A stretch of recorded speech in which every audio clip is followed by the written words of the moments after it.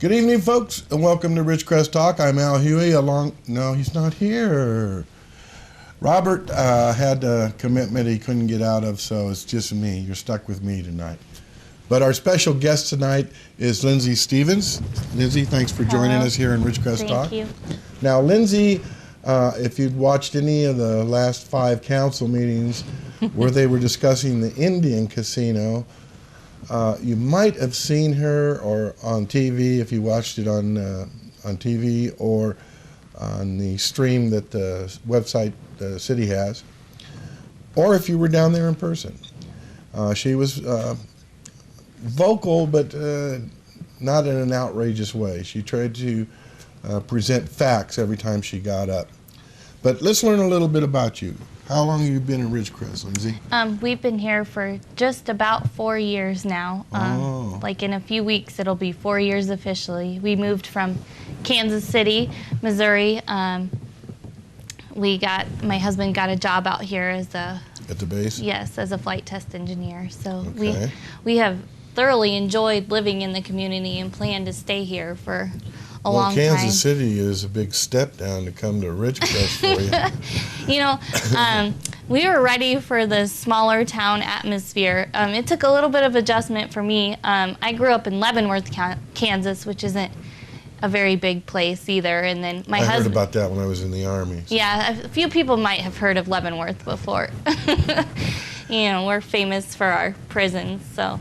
And then my husband, he actually grew up on a hog farm, so he's Really? very familiar with small town life. So I was actually considering moving to Missouri some years back, and then it switched from Missouri to, I found Tennessee next door to be a little more agreeable. But, Yeah. Anyway, yeah, a lot of small towns in Missouri, and you're in one. So what do you think of Ridgecrest since you got here? Oh, we've enjoyed it, and I've enjoyed seeing the growth around here.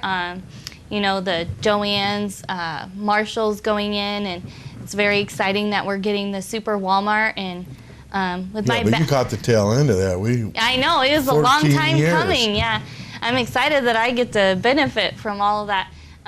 With my master's in urban planning and working in the field, I know a lot of businesses follow Super Walmart, so it'll be exciting to see if more kind of come trickling in following the So Super you got a Walmart. master's in urban planning, you said? Yes, yeah. And where did you get your degree from? It is from the University of Kansas. All right. So yeah, and my undergrad is actually in architecture, and then I worked in as a planner, primarily transportation, but I did do environmental as well, for just under 10 years before becoming a stay-at-home mom. Okay. So, yeah. And so you've been here 4 years, and your husband works on the base. You're just a stay-at-home mom raising the Yeah. little ones right now. Yep. I have a 5-year-old, a 3-year-old, and a 1-year-old. They're all girls. And yep. And we've started this year on the homeschooling with the. Oh, yeah. I was going to the bring that up to you 5-year-old. if you were going to go that route. Yeah. So, but it's been a I blessing. couldn't, in my mind, fathom anybody today putting their child into a public school unless they absolutely had to. Yeah, it's mean- an interesting environment, but I just want to give a shout out to my husband too. Thank him for being so supportive of me spending time on this Yeah, matter. I didn't see him down there at any of those meetings with you. Well, we had to have someone to watch all the that's kids. true. That's so. true. That's true. You don't have Yeah. any family here then? No, we don't. We're developing a good base of friends though, so that's been nice. Well, but- homeschool will do that for you. Yeah, definitely. We have a very strong community for that. But So, you spoke at the first meeting. I think there might have been one meeting that you weren't able to attend, right? I was at all of them. The second meeting, I think it was when I had to leave early because we had okay. scheduled a family vacation. So I Okay. made sure we delayed going so I could at least be there for Okay, a that's short right, period that's of time. Yeah. But at the first meeting, I did. I put out the fact sheet, you know, and because I wanted to make this. I'm more of trying to present facts. I don't want it to be emotional. I don't want the I Right, feel, right. I believe. So I wanted to do some pretty thorough research on this subject and just get down to the heart of it. You know, obviously I feel like I don't agree with it, but I wanted to back it up and see, should I feel this way? Are there reasons? I didn't do the research, but I'm opposed to it too. I've been here since '87, and I like the small town. But I can see those elected officials for the city and the staff people. I've also seen the budgets go down, down, down, down, down. Right. And they're hurting for money. Right.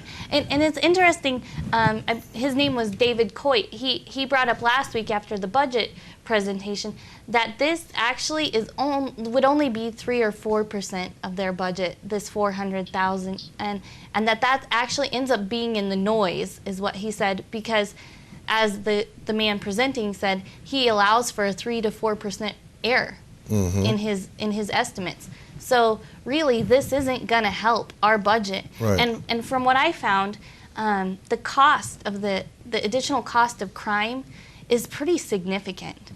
This 8 to 10%. Yeah, I was kind of surprised we had the chief on. Yeah. And he seemed to think that it would, he checked with other casinos that it wasn't going to be a major issue as long as the people at the casino. Right. And the chief he's a wonderful man, and shout out to our police for trying their best to keep our streets clean, and they're doing a very good job with what they have. And obviously, he would need to say he's going to do a good job at keeping the crime under handle. And so, but I think I got all of them to admit that this will cause an increase in crime. And what I found is it was 8 to 10%, and they had mentioned several times those cities that they had spoken to, so I went online and looked up the crime statistics for those cities, and it really shocked me when it came back that Bishop, you have a 1 in 25 chance of becoming a victim, versus Ridgecrest today, we have a 1 in 50 chance. Wow. So that right there, I was like, I don't like the idea. All 3 of those towns, Bishop, Lemoore, and Riverside, all had higher than the national average crime, and Ridgecrest, we have lower than the national average. And I'm with you. I don't think anyone would want to see crime increase and would not want to gamble on that. We got to take our break. Okay. So join us. We'll be back in just a few minutes for you. And we'll continue the discussion here with Lindsey Stevens talking about the Indian Casino.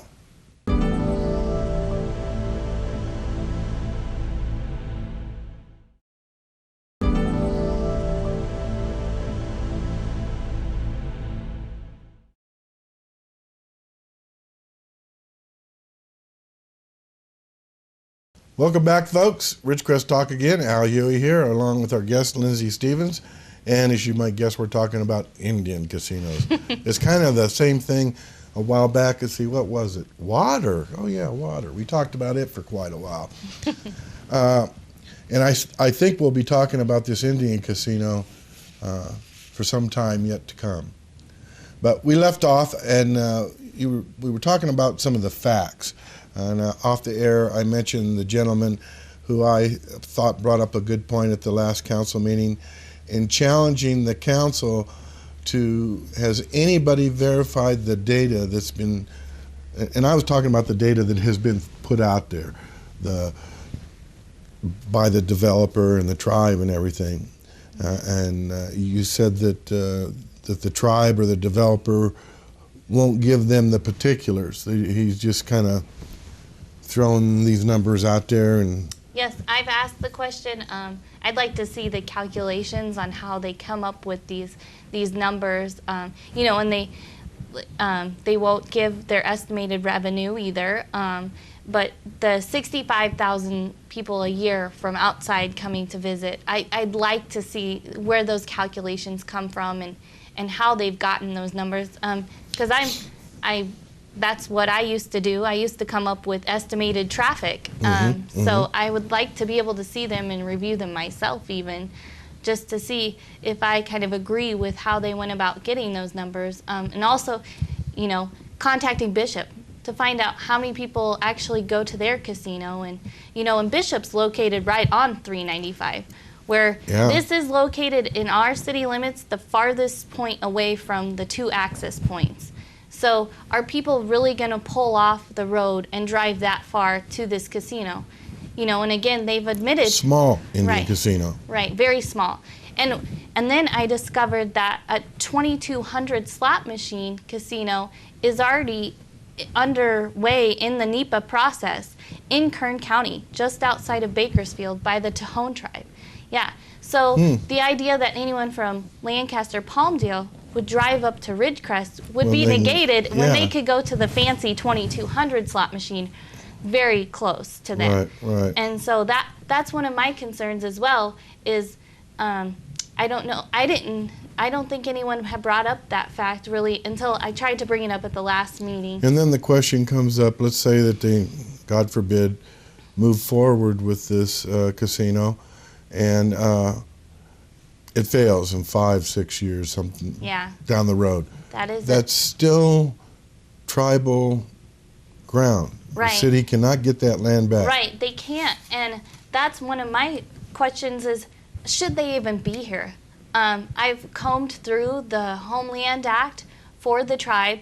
The language is very specific on where their lands are, where their initial reservation should be. There is language on there if that area doesn't work, that they could go to this other area in Inyo County that the BLM has. But it said very specifically it is north and east of China Lake Naval Air Station. Well, where's Ridgecrest located? It's south of China Lake Naval Air Station. I have a map that I presented, and you guys can look at it later, but if you look at very clearly, there's their pink area, and here's Ridgecrest down here. There's the gap. We'll try to get that up on the screen for you. Yeah. So that's one big question is, should we even be going through this? Are we doing this in the right order? Should they have looked at, can they get this piece of land before we do the MSA? Because when I've done my research on other MSAs, they're very specific on the parcel, because then they do a high-level environmental analysis before NEPA.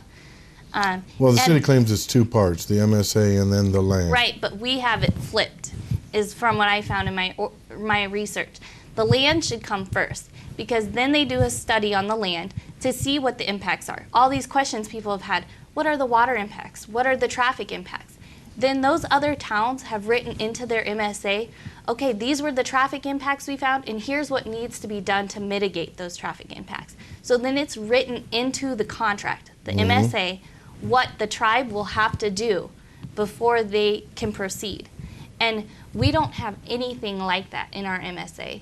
Our MSA doesn't identify a particular parcel. They're trying to put the cart before the horse, I think. And that's concerning as well, because they may be able to get away with doing some things that they should be doing. And that's concerning to me. Like I told you, I'm opposed to it, but I can see where some of the council are looking at their budget and find this very, very enticing.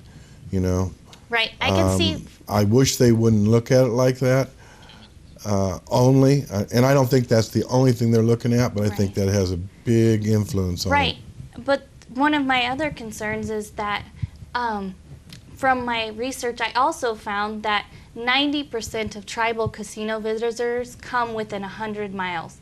So what they've found is it siphons money from local businesses. One study on Norfolk showed that 17% of money that would be spent at the casino has been drawn out from the local community. And so because their entertainment money from going to the movie theater or restaurants in town, which is on our tax roll, gets deterred and put into the casino, which we don't get to see the portions of that revenue. Right. So that's concerning too, because do we want to harm any of our local businesses? They even said the tour buses, that currently go now to McDonald's and Denny's, they would encourage them to go down to the casino. Well, right there, we're stealing business from one business in town to take it to there, which we don't get to see any portion of. And we don't get to control that at all. And so can some of our local businesses sustain themselves if they see a 17% reduction? Well, I heard before the show that some businesses are already suffering from, and forgive me, I can't recall whether it was the proponents or opponents lashing out at these businesses. Yeah. So that's unfortunate. I try to stay out of that. Got 20 seconds. I've received some, lashing out at myself, and so I'm just trying to stick with the facts. Part of being in the arena. Yeah, trying to stick with the facts and kind of stay away from getting dirty and rolling in the mud. Right. So Right. that's my thing. So. All right. Excuse me. We're going to take another break here on Ridgecrest Talk, and we'll be back with our final segment with Lindsey Stevens talking about the Indian casino that might be here.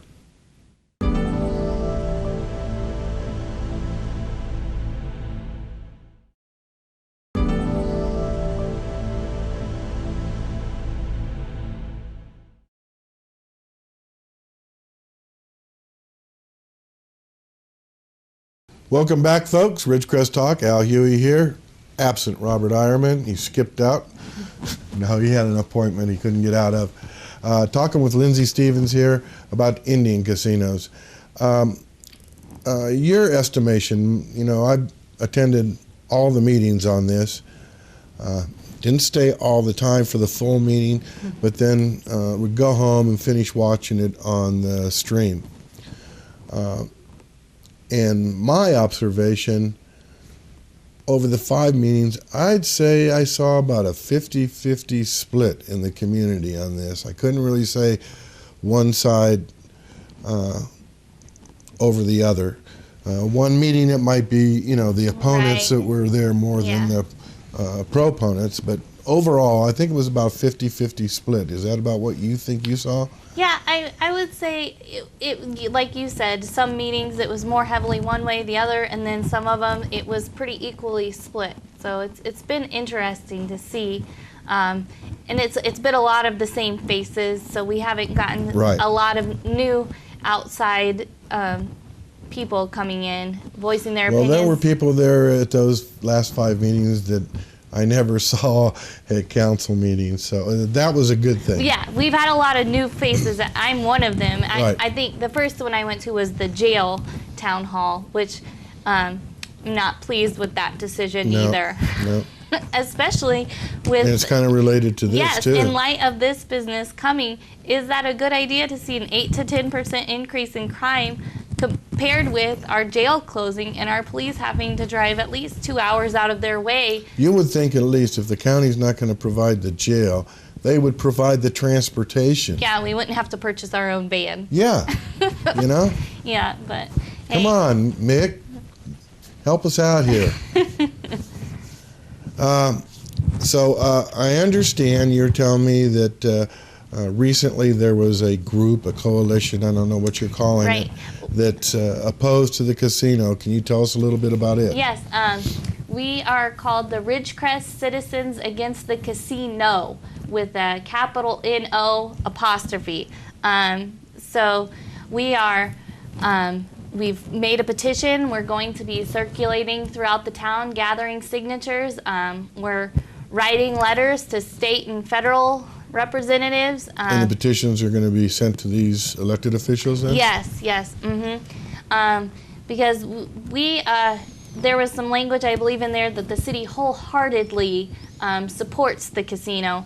And from what I've seen, I don't think the city... I don't think you could say that. ...wholeheartedly supports the casino. So well, it was a 4-1 vote. That's right. Not... Well, and the crowd, the 4-1 vote didn't represent the crowd. Plus the crowd was about 50-50. Right, like so that's...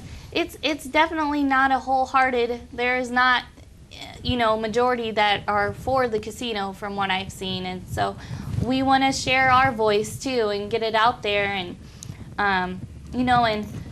and I'm big on sticking with the facts and presenting the facts. And I feel like there's a lot of facts that are outweighing the potential benefits of this casino. I don't see the $400,000 being a real benefit. There was a couple other people that they had mentioned at these meetings that were interested in that property just recently. So, I know Mr. Lacey, he said we're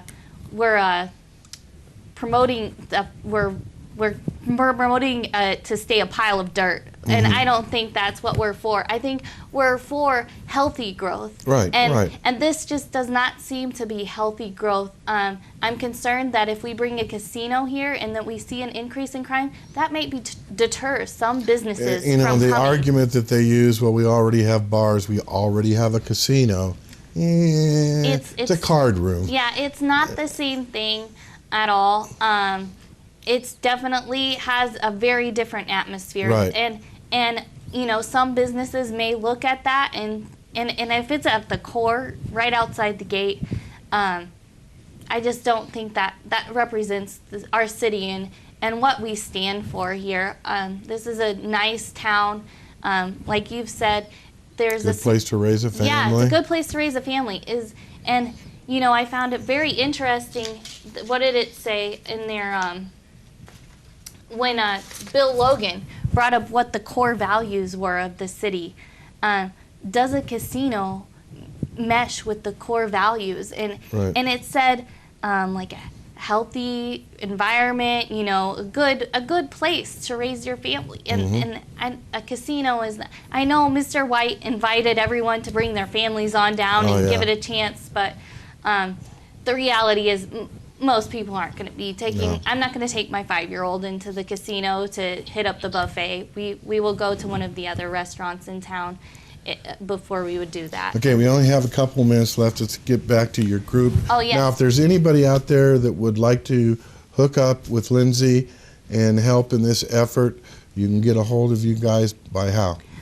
Yes. So Lindsey Stevens. My email is lsydney@yahoo.com, and that's Sydney as in Australia, SYDNEY. And you can try and get a hold of me that way. If you know some people who have been active, we have a Facebook group. You can reach out to some people and get added to the Facebook group, Ridgecrest Citizens Against Casino. And then just be looking for people around town that have these petitions. We're going to be going around trying to gather signatures, and then you can chat with us more that way too. And if you need more info, you can contact us here, and we can refer you. But try to get a hold of her directly. Is there anybody else they might be able to talk to? In the group? You know, another good place to go to get educated on this subject matter is standupca.org. It's an organization called Stand Up California, and on that website is pages of information on tribal gaming and off-reservation gaming. Okay, it was standup.org. No, standupca. Oh, standupca.org. Yes, it's Cheryl Schmidt is the lady running that, and she is fantastic, a wealth of knowledge on this subject matter. Okay. So, well, we're just about out of time here. I want to thank you again for coming down. Thank you so much. Maybe we'll have you back on again because I think, like I said, we're going to be talking about this for a little bit of time yet to come. But join us again next week when we'll have another guest talking about Indian Casino. Good night, folks.